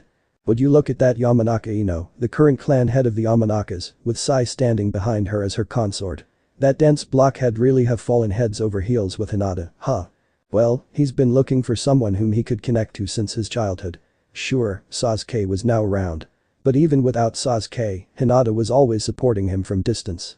That's why after he understood all of Hinata's feelings and what she has been through for him, that's just how Naruto is since then. Sai said, enough for the entire council to hear. It seems like, even with this law's implementation, we can still be rest assured that One-sama will be truly happy with Naruto Nai. Hanabi said with a smile towards his father after seeing how adamant Naruto was for Hinata's sake. Hiashi simply nodded with a smile in return. Given our current circumstances, how about you, Hanabi? Do you want to become Naruto's wife as well? Hiashi asked in a lighter tone. I'll rest assured that both of you will be in good hands if it's Naruto. Hanabi immediately turned into tomato. What are you talking about, Otsu-sama? Everyone remaining on the conference room laughed lightheartedly. That idiot. Sasuke then began walking towards the exit with a small smirk, thinking of Naruto's reaction. Suna, Kazekage Tower. Gaara was now walking towards a specific room after completing mountains of paperwork on his table that were accumulated during those few days he spent at Konoha. Behind him was Kankuro, acting as his trusted right-hand person. As he opened the door, the two of them were greeted by Temari and a small smile from a certain girl. So what happened to your Konoha visit? Temari asked immediately to her younger brother. Well, as the earlier intel had said, Naruto has finally returned, Gaara replied, omitting the Otsutsuki part that Sasuke have informed them about. And he's much stronger now. You just want some news about Shikamaru, right? Kankuro said, trying to annoy his sister. He was met with a comical glare from the wind jutsu user. Does Naruto have finally returned? The girl who was with Temari muttered, longing and anticipation filling her expression. The girl in question was around the same age as of Naruto. She has long, waist-length red hair, purple-colored eyes and visible fair skin. She wore a robe in a combination of pink and purple, its design can easily be discerned as that of a distinguished royalty from outside of Suna. Yes. While he is now much stronger, he's still the same person as you have known him. Gaara responded to the girl. Thanks. I really wanted to see him right now, the girl said with a sad smile while looking down to the ground. All of us here know that you can't right now, considering your unique circumstances. After all, only the three of us here know who you really are. Kankuro said while leaning on one of the walls of the room, ensuring that no one was eavesdropping on their conversation. The girl didn't respond. However, Gaara already had a personal arrangement with that guy. So he'll be the one who will come over to Suna. Really, the girl's expression shone as if immediately erasing the sad expression she just had. Will Naruto really come here? Yes. He'll definitely come. Gaara nodded. That's why you need to prepare yourself, the queen from the lost city of the wind country. Gaara then paused, looking towards the girl who ended up traveling to this timeline from 20 years of the past. Queen Sara of Rauren. Flashback. They finally did it. Mukade has finally been defeated by a team of elite Konoha shinobi, destroying the said time-traveling Rouge Ninja's ambition to rewrite the shinobi history using the power of Raimyaku, the unique potent chakra Li line existing beneath the city of Rauren. The people of Rauren were now free from slavery thanks to the newfound resolve of their current ruler Queen Sara. Despite the dangers entailed during the battle, Queen Sara was able to aid the team of Konoha shinobi against Mukade's army of puppets. And that resolve to protect her people was something she learned from that certain specific blonde hyperactive shinobi who, despite being treated harshly by her during their first meeting, still did his best to protect and save her from being the puppet queen under Mukade. The said shinobi, Uzumaki Naruto, whom she thought was just another annoying person at first, was able to change her outlook on life. He changed how she views the world, he changed her to become a better person, a better queen for her people, aside from protecting and saving her against those too many to count life-threatening situations during the battle against Mukade, with most of the time completely disregarding his own safety and well-being. And despite all these happening within a day, Naruto was able to find his way and engrave himself within her heart, and he was able to do so unintentionally. During their short time together, she didn't notice at first that she had already begun developing feelings she never thought she would have by that time. A feeling that was very painful yet feels so right. During the events that lead up to the point of Mukade's defeat, he never once wavered. His clumsy yet gallant stance, his valiant resistance while fighting and protecting her, gave a deep impression on her. Despite his injuries and battered body, he always gave her reassurance that everything will be alright, that he will always be right there, protecting her no matter what. Before she realized it, she ended up trying to chase him. She realized that she needed someone like him. She felt like needed him to stay by her side regardless of the outcome of this fight. However, right after the Raimyaku was stabilized by the shinobi named Minato Namikaze, Naruto's body, together with another shinobi named Yamato, began glowing. The harsh reality came, hitting Sara in full force. Naruto was not from this timeline. He came from the future and only was able to exist in the past due to Mukade's influence. And now that the battle is over, Naruto's existence must now return from the timeline where he came from. They said parting words to each other. Naruto once again reassured her that she can now lead Rauren as its rightful queen to a much better future. Queen Sara then said that she will never forget him. She tried accepting that he cannot exist by her side. And she must accept it. For her people, for this timeline, for him. Naruto then gave her his signature grin. A smile of reassurance as his existence on this timeline almost completely vanished. That last smile should be enough to keep her moving forward. But that same smile itself made her realize that she can't do it. She cannot accept that he will be gone for good, not by her side, and most of all, she cannot accept that her memories of him must also be sealed together with those short yet valuable times she spent with him, her very first love. That's why at the very last moment, she ran towards the last trace of existence that he had with open arms, attempting to hug him tightly, disregarding the possible consequences of her sudden impulsive action. The very moment she reached him, her vision, everything turned white. Flashback end. Sara opened her eyes, and traces of a lone tear ran down her cheeks. She then sat on her bed, then looked outside through the window. It was nighttime. The sky was clear, displaying the twinkling stars that made her feel more melancholic. She's still in the same room where she spent time together with Temari. She's like a prisoner under house arrest. The Kage ordered her to stay in that room to ensure her safety. After all, her circumstances were very, very unique. She is a person from the past. Her current 19-year-old self shouldn't exist in this era. Naruto, she muttered with longing and sadness. Right after she attempted to hug Naruto as the blonde shinobi was about to disappear, she found herself lying on one of the ruins of Rauren's former royal castle. She was, at first, surprised that her beloved city was now in ruins, making her think that because of her sudden disappearance from the past, led her city into such a state in the future.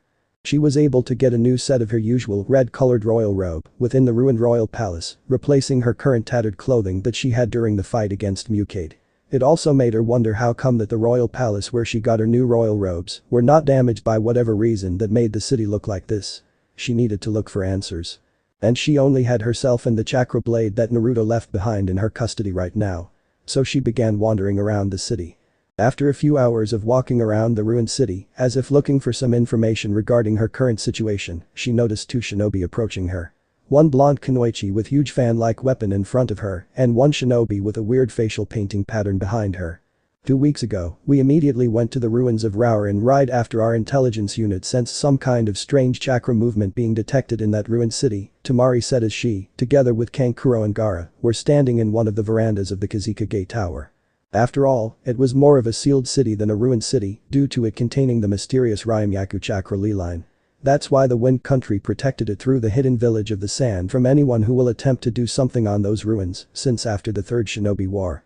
And as we traced that strange chakra movement given by our intel, we found her walking around the ruined city, with her movements having visible familiarity with the city's structure, despite its ruined state, Kankuro added. Feeling that she wasn't some sort of bandit, Toneri and I allowed our presence to be felt as we approach her. She's visibly wary of us, of course. We tried to approach her, but she pointed out her chakra blade against us. Toneri muttered while remembering the incident. Despite her clumsy un-shinobi-like stance, her face was brimming with determination back then. It was then that we noticed the familiar insignia from the chakra blade that she was currently holding. Konoha. Gaara said in neutral expression. Yes. Konoha's insignia. Kankuro said. With traces of Naruto's chakra on it. So I communicated with her as to let her guard down, thinking that she might be someone from or affiliated with Konoha. I can't believe how she responded back then. Toneri said with a smile of admiration. She said, I am an acquaintance of the Hidden Leaf Village. I need to meet someone from that village. So I need you to take me to your Kage. If you won't do as I say, then I respectfully request you two to leave me alone. I asked her, how can you be so sure that we're not some bad guys aiming against you? We might be members of some hidden organizations who might do something nasty against you. And all she replied was, you guys approached me properly. No bandits would ever do that. You also have a forehead protector from the hidden village of the sand, so most likely that the two of you were sent here by the Kage to investigate something, one way or another. And besides, you're a beautiful woman. I believe that someone like you, with such composure, will never do anything wrong against me. She is a very beautiful, courageous, and observant woman, Kankuro said, vocal of his first impression of the former queen. I see. That's the reason why you immediately took her to me. Gaara said. I'm glad that the hidden village of the sand was far more welcoming now than it used to be during our time. Even their Kage right now seems like a gentle person. Sara muttered to herself. During that time Toneri and Kankuro brought her to the Kage for the first time, she immediately said that everything that she was about to tell was very confidential information, and she swore that she will only tell nothing but the truth. With only the three Suna siblings currently on the room, Sara told them of her circumstances, that she was someone from the past, how the city of Raurin was from the past, how Mukade controlled the city and attempted to take advantage of her so he can use the Ryumyaku for his own bidding, until a group of shinobi from Konoha and a pair of shinobi from the same village, albeit from the future, came to help her and free the enslaved citizens of Raurin from Mukade. The three Suna siblings intently listened to her story. But what the trio noticed was how Queen Sara gets animated, emotional, and affectionate each time the name Naruto was ever mentioned. They did inform her beforehand that Suna was now an allied village with Konoha, so she can be rest assured with them even for a little, but didn't inform her yet by that time that they were close acquaintances with Naruto himself.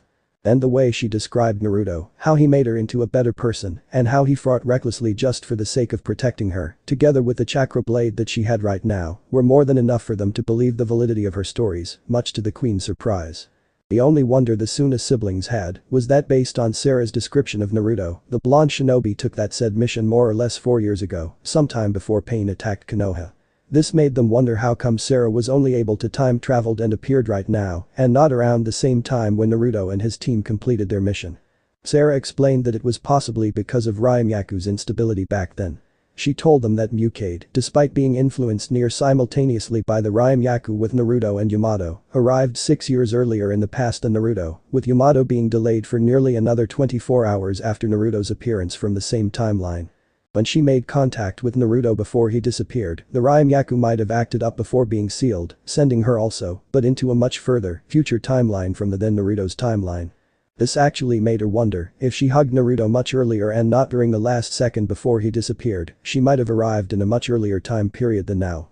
Well, not that it matters much, since she was currently 19-year-old girl who fell in love with a 16-year-old guy. With her being transported 4 years further from Naruto's, they were now of the same age. This realization somewhat made her so happy. However, Sara wondered why the Suna siblings readily accepted and believed her absurd time travel story. Gaara reasoned that due to the power of Ryumyaku, such an event might actually be possible. However, it was when Toneri mentioned that they were actually close acquaintances with Naruto, matching Kankuro's huge grin and Gaara's small smile, that made Sara blush so hard that enough to make a tomato jealous. Gaara further added that he considered Naruto as a very close friend, then told her about his own story with the blonde Jinchuriki. After hearing the Kazekage's story on how Naruto also changed him, I can't help but fall in love with him more, Sara said as she tightly clasped both her hands in front of her chest. Not only the Kazekage, but he also helped to change this world for the better. As she stayed in the Kazekage's tower for the past 2 weeks, Toneri somewhat became rather close to her. As if seeing her somewhat in pain due to the current state of her city, Toneri showed her some records that Raurin became a battlefield and was destroyed during the Third Shinobi World War. However, none of the Raurin citizens died during the war because Suna accepted them as immigrants from the said city. A few years later that it was only revealed by the Raurin citizens, though still highly classified, that the last queen of Raurin vanished while sealing the Ryumyaku chakra ley line, protecting it from being used again, since only those of royal blood native from Raurin can activate the ley line before being used for whatever purpose. And for the Ryumyaku not to be targeted again like what Mukade did, and seeing that a major battle will involve Raurin during the then Shinobi World War, the remaining citizens of Raurin mutually decided to migrate to the Sand Village and let the city of Raurin be destroyed by the ensuing battle to camouflage the ley line from other evil intents. Sara smiled to herself. She might have not become a good queen, but she left something to Raurin, and the citizens abide by her will despite selfishly disappearing during those times that they needed her. All that they knew was that she disappeared trying to seal the Ryumyaku after saving them from Mukade's slavery, but they didn't know that she was sent to the future on this current timeline. So she accepted that it would be better for her people not to know her circumstances, or things will definitely get complicated in more ways than one. Then, Toneri went ahead and told her stories of what happened to Naruto after he returned from Raurin. He protected Konoha and fought against pain, fought against the powerful members Akatsuki on the Fourth Shinobi World War, fought even against the literal goddess of chakra, then a year later, saved the world from destruction due to the falling moon by defeating another powerful otherworldly enemy.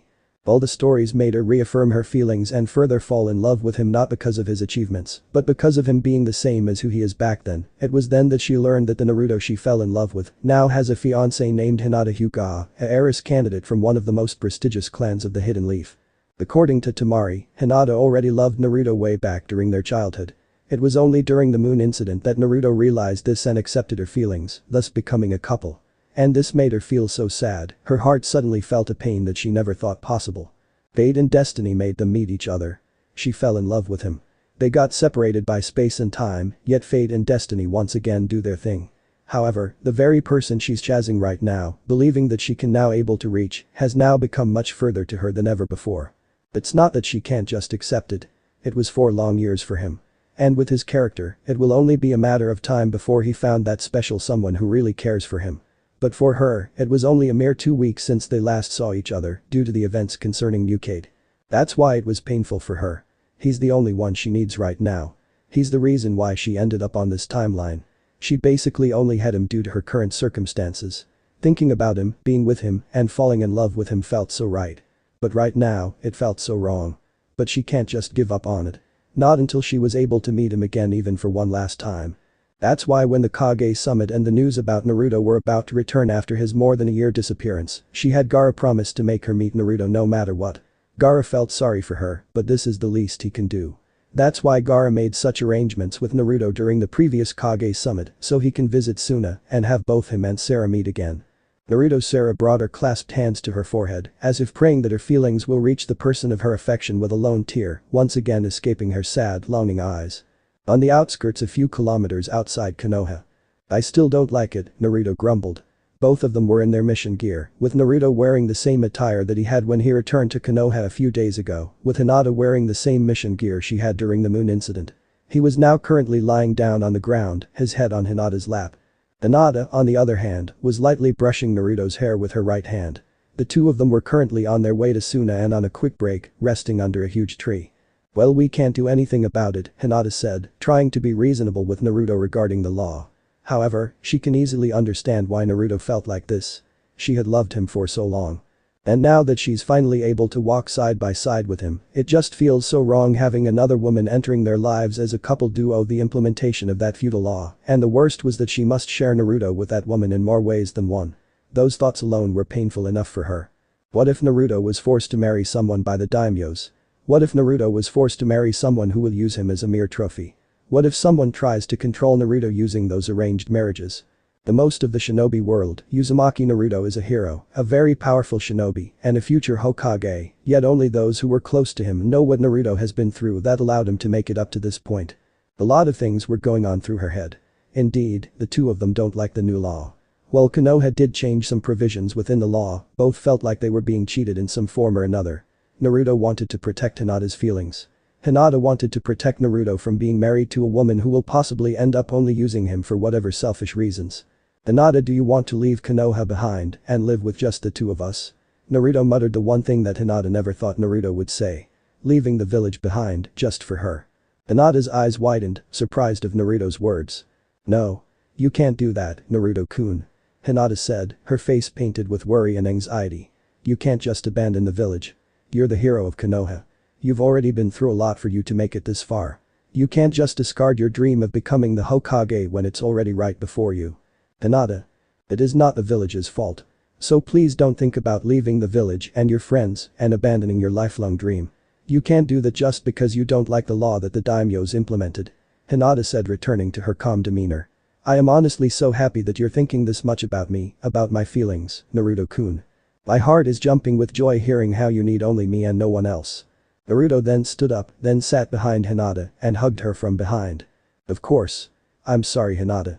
You deserve a lot more. I honestly think, even right now, that I don't deserve someone like you. I too am thinking the same. Sometimes, I also am thinking if I really have the right to stay by your side. Don't say that. I'll get angry. Then don't think like that. I'll also feel sad. The two further snuggled to each other, with Hinata leaning on him, her head on his shoulder. Naruto then lightly rubbed his cheek with Hinata's as he closed his eyes. I don't want you to marry another woman. But given the current situation, we won't have much of a choice. Right now, the only hope I have for the current circumstances is for you not to be married to a woman who will only use you as some kind of mere price or do to better their status. And if you will end up marrying another woman, I hope it was someone who will also love you as who you are and not what you are. Hinata said lovingly, hiding the pain within her just by muttering those words. Yeah, but I don't know if there will be another woman who will love me as who I am, not as what I am. You're the only one I know who loves me like this. Naruto said. Not that I intend to look for another one either. But if we won't find another girl, then you might be forced to marry someone for political reasons. Hinata rebutted, implying the worst case scenario. Naruto gave a grumbling reaction. Let's think about it later. For now, let's head straight to Suna. It is rare for Gaara to invite me like that. As his friend, I just can't leave him hanging. Hi. To Kazekage-sama then. Hinata replied with a smile. As she attempted to stand from their current position. Change of mind. Let's stay like this for a few more minutes. Naruto tightened her hug from behind with a huge grin. Hinata cutely giggled as she once again leaned backward to her lover, enjoying their alone time together, as if trying to erase their anxiety under the shade of the big tree. Well, you can't blame Naruto. This was his first time having such strong feelings for someone of the opposite sex. Sakura said while cooking dinner, with Sasuke sitting on the dining room. But what about you, Sasuke-kun? According to Ino, you readily accepted that law without much reaction during the council meeting. In fact, I heard you even added additional provisions to the law to lessen its possible negative impact. What do you expect? Don't even imagine me reacting like that idiot from time to time. Sasuke said to Sakura. You can't blame me for not opposing the law. Right now, I am just a mere pardoned criminal. I may be against the daimyo's law, but I am here right now thanks to Naruto. I know most of the villagers are still quite wary of me. That's why I want to rebuild relationships with others, one step at a time, in my own way. Sasuke-kun. Sakura gave a loving smile toward Sasuke. She never thought that he would ever return to Konoha. His crimes, his hatred for what happened to Itachi, his hate against the village due to what happened to his clan, she thought that she can never be together with him again. She, like everyone else, had already given up on him. But Naruto was able to reach him. He fulfilled his promise and made Sasuke return to the village. He might be leaving for dangerous long-term missions concerning the Otsutsukis from time to time, but that was his own way of atoning for his sins. That's why simple moments like these were treasures for her. So what were you gonna do now? You said that you're just a pardoned criminal, right? Surely, the political figures will use that against you as means to force you into an arranged marriage, right? Sakura carefully asked. They will definitely use your lineage to gain younger generation with Uchiha bloodline from your marriages, then use them for power, and it might incite chaos once again in the near future. I might not react like him, but that doesn't mean I am not thinking of such situations, Sasuke replied in a quite stern voice. For now, all that I need is a second wife to comply with the law. And after that, I'll think about something so that those nobles and daimyos won't approach or target me for an arranged marriage for a third wife and so. Sasuke said with a small smirk. A second wife? You already have a target second wife. Sakura sighed in defeat. So I really am not enough for you, Sasuke-kun. Idiot. Sasuke sighed this time. Like I have said, to comply with the law. If I have a choice, I will choose you over that other girl over and over. That girl? Sakura gave a thinking pose. Ah. You mean that girl? Yeah, right. I'll have to take Karen out of Orochimaru's laboratory and have her as my second wife. Sasuke said to Sakura, making the pink-head Kunoichi react with a comical expression. Wait a second, Sasuke-kun. Sakura yelled comically. You have yet to propose to me, but you already have a second wife in mind, Shinaru. Kage-sama. An informant appeared right in front of Gaara's desk. Uzumaki Naruto-sama and Hyuga Hinata-sama of the Hidden Leaf Village have been already sighted and was about to enter our village. We are waiting for your orders. I see, Gaara said with a small smile. Let me welcome them personally. Thanks for the notice. The informant bowed before leaving the room. Gaara then walked towards the veranda of the Kazekage Tower, then looked towards the direction of the gate where Naruto and Hinata were about to enter. You might have grown powerful as a shinobi, my friend Gaara muttered to himself. But with this situation, I want to see how much you have grown as an individual and as a person. A mild wind then began blowing, lightly shuffling his red hair. Then gradually, his physical form began dispersing into sand particles until his entire physical body became such, allowing the breeze to carry him toward his desired location. As Naruto and Hinata entered Suna, the two were greeted by warm cheers and smiles from the Suna shinobi and citizens alike. Naruto awkwardly waved his right hand in return, while Hinata gave a shy smile. The two were welcomed by Temari and Kankuro as they walked towards the Kazekage Tower. The four prominent shinobi of their respective hidden villages then began talking to each other, with Naruto and Kankuro teasing Temari about a relationship with Shikamaru, while Hinata did her best so that Temari wouldn't use her wind jutsus to blow the two away out of embarrassment. On their way near the Kazekage Tower, a pile of sand began forming into humanoid form. It was then revealed to be Gaara, personally welcoming his friend to his village. The two exchanged a friendly handshake, earning cheers from those who were watching them. It's been a while, Kazekage-sama. Naruto greeted with a huge grin. Hinata lightly bowed and gave the Kage a small smile as well. Don't greet me like that. It's not very like you. Gaara replied to his blonde friend with a smile as well. It is a rare sight for the Kazekage and the hero of the shinobi world to exchange pleasantries out in the open. So the Suna citizens took advantage of watching such a rare occurrence until the group entered the Kazekage Tower. Instead of the Kazekage office, Naruto and Hinata sat in the guest room. Kankuro and Gaara kept them company, exchanging various information and topics casually without a trace of formal communication, like it used to when there was an official meeting like the Kage Summit. It was indeed just a friend visiting and talking to a friend, spending time together. After a few good minutes of random conversation and having some light snack, the four shinobi went silent, as if mutually realizing that they must start talking about the reason why Gaara invited Naruto to visit. The Kazekage then nodded to Kankuro, and Kankuro then went ahead and knocked on the other door that connects the guest room to another room, implying that whoever was on the other side can now enter the room. Temari first entered the room, then gave the couple from Konoha an anxious smile. This made Naruto and Hinata wonder what was this all about. It was then that Naruto sensed another person who was just behind the door, waiting to enter the room. And much to Naruto's surprise, the person he sensed behind the door was someone he definitely knew, but at the same time, felt very foreign to him. But before the person entered the guest room. Naruto. Gaara then began speaking seriously. Do you still remember that one time that you, together with the rest of your team, chased a rogue ninja named Mukade to the ruins of the lost city of Raurin? Well, yeah, Naruto replied. We chased down Mukade on the ruins of Raurin, then a light suddenly appeared, consuming him, me, and Yamato Taichu. When the light subsided, Sakura and Sai found me and Yamato Taichu lying on the ground, unconscious, with not even a single trace of Mukade around. However, when I woke up, I can feel my entire body aching, as if I've just gone through some serious battles against a powerful opponent. Both I and Yamato Taichu felt like we can't remember anything that happened, as if someone sealed our memories or something, and up till now, every once in a while, those thoughts kept nagging me. As if my sealed memories were telling me that something very important happened back then. I see. Gaara closed his eyes. He then shifted his attention to the person behind the door. You may now enter. The person immediately entered the room before Gaara could even finish his statement. The former queen of Raurin and the blonde shinobi's eyes finally met each other. Naruto, Sara muttered, tears starting to form in the lid of both her eyes. Her face was now filled with unexplainable emotions, as if her feelings were now trying to burst her open, now that the person of her affection was now right in front of her. Hinata observed the girl and her reaction right after she entered the room and the way she muttered Naruto's name with such gentle affection. It wasn't a mere affection that a woman can express without deep feelings hiding within it. She then looked towards Naruto, with Gaara, Kankuro and Temari doing the same. And what they saw also somewhat surprised them. Naruto was looking intently at the girl with a complicated expression on his face. They saw a bead of sweat roll down his face, as if he was doing something very difficult even for someone like him. We'll be waiting outside, Gaara said as he began walking towards the main door. Kankuro and Temari seemed intent to be left behind, but Gaara used some small amount of sand particles to lightly push the two towards the same door as him. Once the door has been closed. Naruto muttered, still having difficulty expressing himself. Who are you? Sara stood there, her eyes now in shock. She knew that this might be the cause of the memory-altering seal that Minato Namikaze have cast back then, but still, she felt pain after Naruto openly admitted that he didn't know her. However. No, I know you. But I just can't remember. Naruto grabbed the right side of his face with his right hand, lightly gripping that part of his face, as if trying to browse his past memories.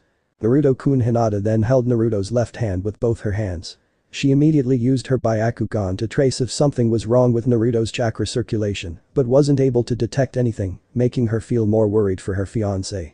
So this is Naruto's fiancé, Hinata Hyuga-san. Sara looked towards the girl who was showing affection and worry to Naruto. For a moment, she imagined herself being in her place, overlapping her image with Hinata's, supporting and worrying for Naruto about his current situation. She then shook her head. Indeed, the Kazekage fulfilled her request. She was now able to see Naruto again. Naruto might not have remembered her through his memories, but seeing how Naruto was in pain trying to remember who she is was more than enough for her to realize that somehow, in one way or another, remembered him within his heart.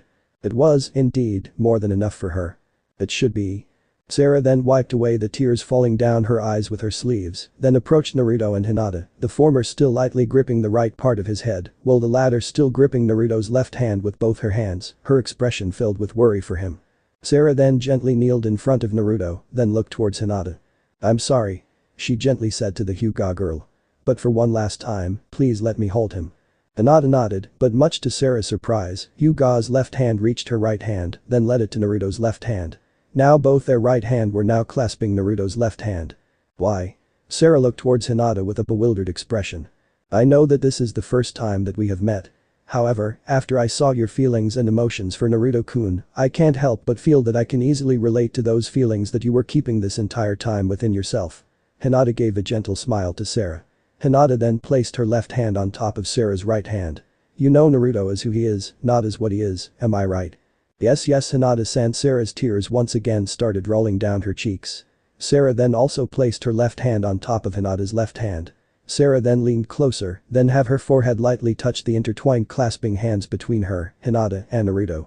All of a sudden, as if a key was used to unlock something, the very moment that Sara's forehead touched the intertwined hands, a flash of memories came rushing into Naruto and Hinata's mind.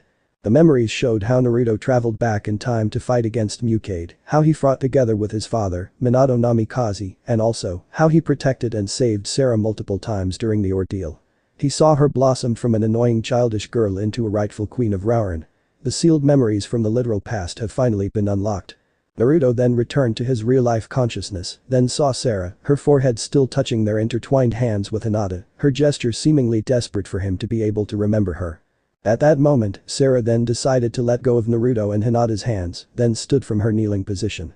Without any other words, she went ahead towards the door where she came from while hiding her eyes through her bangs, attempting to leave the room on her own.